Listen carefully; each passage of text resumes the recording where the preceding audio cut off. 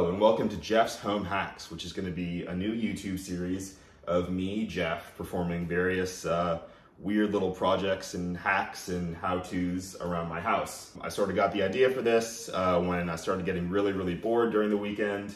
Obviously didn't have too much of a budget, seeing as I just bought this house, and I wanted to do things to make the place I live a little bit better for me and hopefully everyone in it.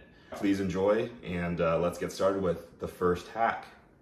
So the first hack today is going to be building a pfSense router using an old computer. Well, let's talk about what any of those things mean. Obviously old and computer you probably know, but what is pfSense? What is a router? Well, pfSense is basically an operating system, and what it does is it basically takes in network traffic, i.e. from the internet, and applies all sorts of rules to it and filters and does all sorts of crazy stuff. What does this mean for you or I? Let's say you wanted to, I don't know, build a server that basically put all of the computers on your network on VPN, or some of them on VPN based on which computer it was, which time of day it was, what you were doing, what website you were accessing. This can basically act as a in-between between your router and the internet itself, and basically let you do all sorts of crazy cool things with your network traffic. So there are some dedicated things that you can actually buy that basically have this software pre-installed. They usually come with 4 or more Ethernet ports, and then you plug your internet in, you plug your router in or other devices, and it just works out of the box. But those can be expensive, and why bother with that when you can pick up an old computer off of Craigslist for like 90 bucks. So this is a Dell Optiplex 970. I believe it came out in 2011. It was fairly fast for the time. It's got a Core i5, whatever. What you really need is basically a CPU that can handle just, modern tasks, and we'll call modern, 15 years or newer, as well as enough Ethernet ports, have an in and an out. You could have more, but we're just gonna have one in from the internet and then one out to the mesh network setup I have. But you'll see on the back of here, there could be a problem. We only have one Ethernet port. So how do we deal with this? Well, Amazon to the rescue. So I purchased a few things for this computer off Amazon. Number one, first and foremost, for my health and my asthma, an air duster, Strong Winds, which I thought was funny, says that on the box. This thing is going to be so dusty, no disrespect to the former owner, that's just how it works. Who opens these things up and cleans them? Well, I like to at least give it a new lease of life before it enters my home and disperses dust everywhere. I would like it to collect my dust, not disperse whoever's dust this was throughout my house. So we'll be using this. An SSD. They're pretty much ubiquitous everywhere today, but back in the day, it was just spinning drives and that's all we had. This isn't even a high capacity SSD. It was literally 13 bucks on Amazon, 120 gigabytes, but that's really all we need for such a simple operating system such as this. I bet you we use 10 gigs and we have, plenty to spare. Next thing here, SATA cables to connect that, serial ATA. And then last but not least, you wouldn't know it from the weird vague description on the box, but this is a network interface card with 2 Ethernet ports. We're gonna use one as in and one as out, and we're just gonna use those in place of the 1 Ethernet port that are currently on the machine.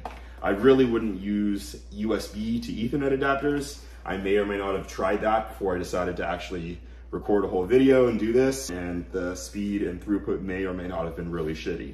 And by really shitty, I'm talking about 1/8 of what my actual connection speed should be. So let's not do that. Instead, we're gonna install these. So let's get started and dust the hell out of this thing. So I'm at the outside lot of Nash Studios here, and we have this air duster. And we have a dusty computer. Let's just see exactly how dusty it is. Holy shit. Years upon years of dust just chilling in there. And let's get that out of here. See how well this works.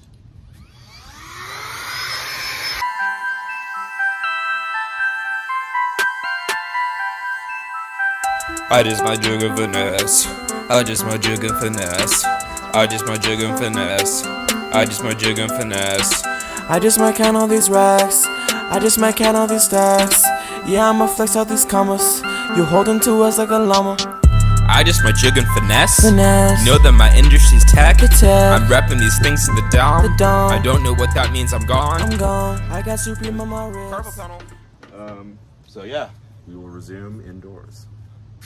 Okay, we're here. We're here. There's no need to whisper. We are here at the open computer. We have a few things to do. Number one, or number two, to install the SSD.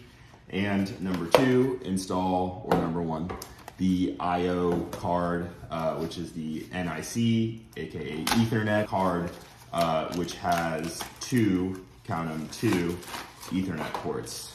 Trying to decide which one I want to do first, and I kind of have a feeling that given that there's very little space for the SSD, as you can see, I don't have any sort of mount. There's already an existing regular hard drive here. I'll probably do that last because it's going to involve, I think, some of this. So you can see here is the NIC. I got one that should fit. It's called the low profile mount, and it should include it. In fact, here it is. So you can see that this regular metal part here is long, whereas this computer is very short. Computer's short, but my money long. Whereas we need to replace it with this. So I believe we have two screws here, and I need to go get a screwdriver. Now I have the tool for the job. You've seen it before. You twist lefty-loosey, undone, and you twist lefty-loosey, undone. We take the other one. There, oh, that landed like golf. There we go. Screw that. All right, good to go. Now, looks like someone here, let me turn this way, has already removed this. Don't know why. I'm sure it was great for letting all this dust in. Most likely, whatever was in there, and when I purchased it from the fine gentleman, he removed it because he didn't want to give me anything for free. Understandable. Had this happen before.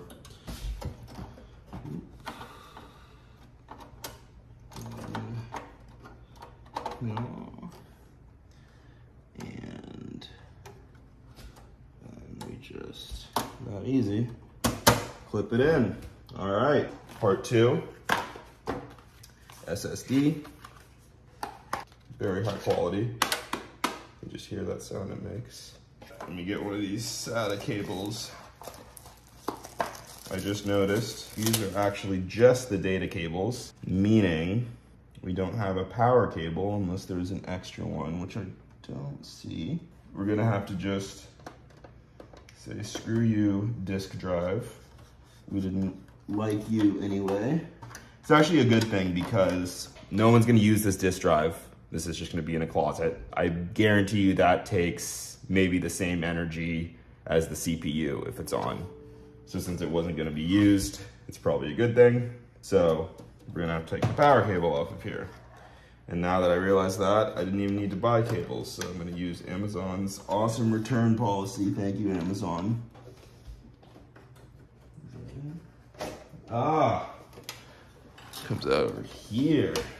This doesn't even wanna come over here. So this is gonna be super ratchet. Okay, if we plug in the power, okay, we have our data. It's just these zip ties are so freaking tight that were I to cut them, that would probably cut the wire. Now I have all this. That can just be a bad boy or naughty. Don't tell my grandma. And just, God, I knew I'd be using the duct tape, but I didn't think it would be that bad. So let's just get her done, as they say. If I am to take that, oh yeah, get that real deep in there. Okay, this is our horribly, luckily it's not in front of a vent, horribly, disgustingly poorly mounted SSD that I'm gonna further reinforce. We'll put in the disk drive again for posterity. Put this back. Sweet. So the hard part, The embarrassing part is done. I'll put this facade back on, much like I put on a facade that I know what I'm doing. Put this part of the case back on. And now for the software. Welcome to the somewhat messy master bedroom of Nash Studios here. Seeing as I don't have a monitor that I really am willing to unplug, I have a display port to HDMI cable that I'm going to plug directly into the Optiplex. And I have this crappy Logitech wireless keyboard trackpad combo. In my pocket here we have the flash drive. I'll put separate instructions on how to basically get the installation image for pfSense onto it. Really, you don't need much. I think literally a gigabyte flash drive will work. Here I have 16, like $6 from CVS. Put that in the back of the computer in the USB port and hope that it still turns on, and it does. Now, okay, drug C, D, and E. All right, now it's actually loading things. And as you can see, this is made incredibly infuriating by the fact that the TV cuts off most of the console. How did I reconcile this during my test run of this when I was using a shitty USB adapter? Well, I just followed along online, which I couldn't get onto because I was in the process of setting it up, had to hotspot, then look at what should be on the cut off left-hand side of my console screen, reconcile that with the data that I had on hand about what hardware I had. Anyway. It was fun. Yep, here we go.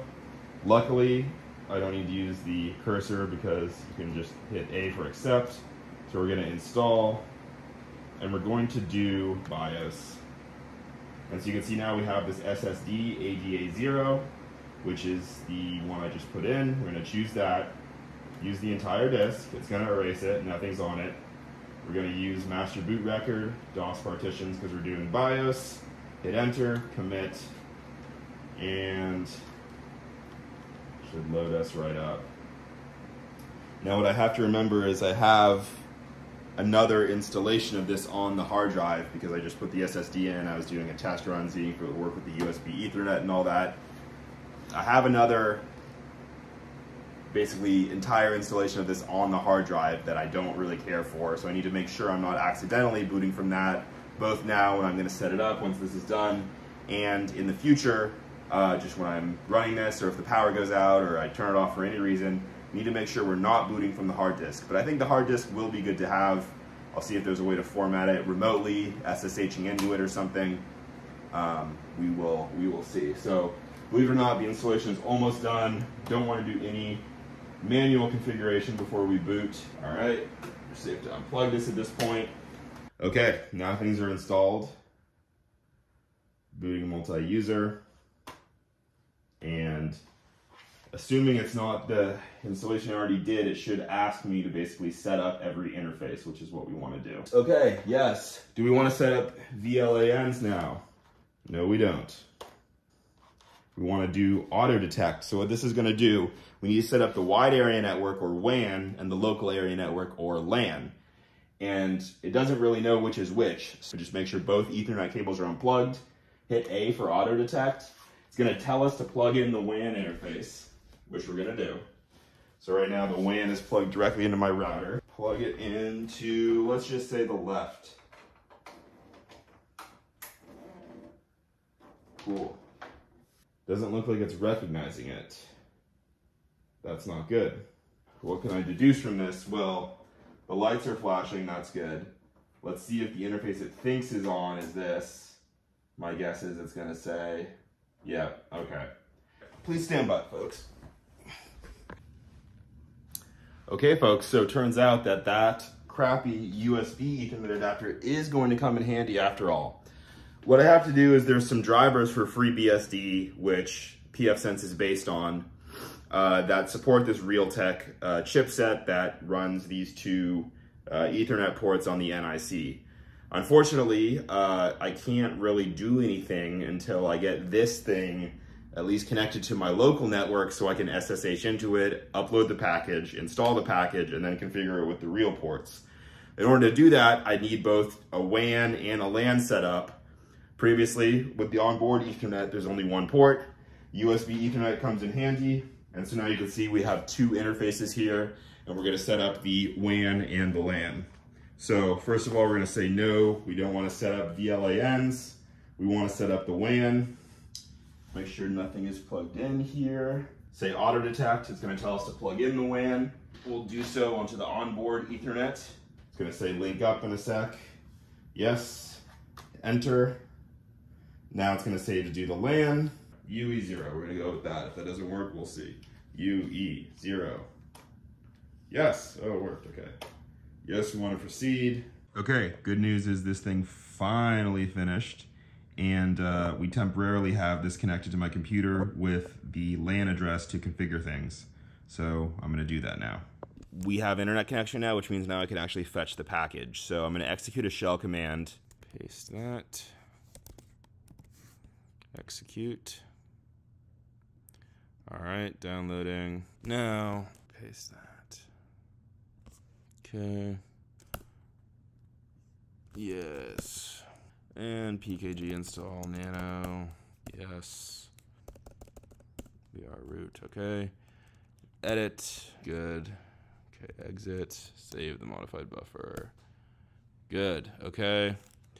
Reboot the device. And that's 5. Yes, reboot. Hopefully you heard that sound. We will check back. The system's rebooted. Let's SSH back into it. So we're gonna go to the shell. We're gonna type in kld stat. In this should be ifre.ko. Wonderful. Okay. Let's go back to the web UI. We'll just go here. Don't. All right. Let's see what we got here. Interfaces, assignments. Oh, great. So now we have the available network ports. Hallelujah. I think I will use both ports on this, one for WAN and one for LAN. And I think the best way to do it is probably just to, let's see here, reassign the interfaces. So WAN, RE0, RE1. Hope for the best, and I think that's what I'm going to do. The other alternative would be to basically reset the whole thing to factory defaults minus the new installed custom drivers and then do the setup that way, but I think this way is definitely a lot better. Let's just save these interface assignments. It's either, you know, it's like wiring a switch. It's either going to work or it's going to not, and if it doesn't work, we just flip the cables. So let's do this. We're going to save, and if all works, I should no longer be connected to this thing in a sec. Let's see. Go. Looks like it actually might not be working anymore. So that's good. Yeah, I can't connect to it. Wonderful news. So great, I think that actually worked. All right, so I think this is now working. So what I'm gonna do, I'm gonna assume we're counting from the left. So if the WAN is port 0, then that means LAN is port 1. If this should actually work, I should be able to go right back where I was, just out of the new adapters now. It looks like we're good, because if I go to the dashboard on here, and I go to interfaces WAN, all is well. And I've got the WAN and LAN correct, most importantly. So that's it, for the most part. That is how you set up pfSense. I wouldn't recommend getting this Realtek adapter for anyone. I really don't recommend it because you would need an Ethernet USB adapter on hand or some way to get the files on. Regardless, I'm sure there's another adapter not based off of that chipset, and I'm sure there's also some reason I'll find out why they didn't include the drivers for that chipset. Maybe it's unstable. But anyway, yeah, so now we have an up and running pfSense server on an Optiplex 970, 90 bucks, and we did it all ourselves. Hallelujah. It's awesome, and I'm gonna make some subsequent videos, probably gonna be more just like a screen recording than anything, showing kind of the cool stuff that you can do with this. Ad blocking, you can do VPN routing certain computers to a VPN, certain ones not. The huge benefit of that is like a lot of these VPN subscriptions, like NordVPN, give you a limit of 6 devices. If you have more than that, like you or I, you could just use one of your devices and have it be for your whole house. They actually allow that. I'll show you how to do that, and then any other cool uses that I find.